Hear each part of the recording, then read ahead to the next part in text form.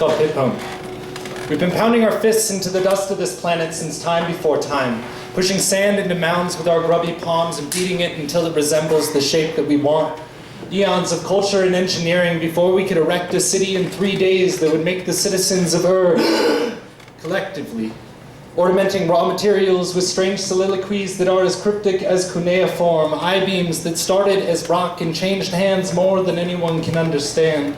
When I was 6, the world was simpler, and the largest number that I could count was on my fingers and my toes. Now, there are these astronomical pillars that can be viewed from space. Remember, for all we know, there are only human eyes up there looking down with all their human empathy, surrounded by their human comforts, and ships built by human hands from the dust of this planet that will soon, by the universal scale of things, return to the dust of this planet. Yet, relentlessly, we smash at this rock of ours and build machines out of this rock of ours to dig more pits into this rock of ours until before we know it, everyone's living in one big pit.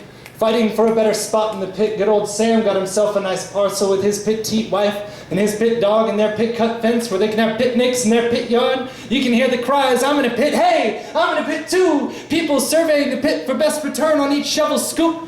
They fight over and on the same ground. And when the pit axe comes down on their fragile flesh, only dirt comes out. The wanderer, confused and thirsty, asks only, what's a pit?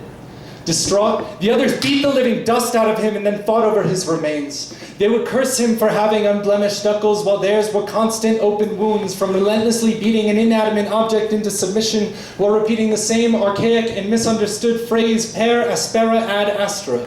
Per aspera ad astra. Per aspera ad astra. Through hardship to the stars. Thanks.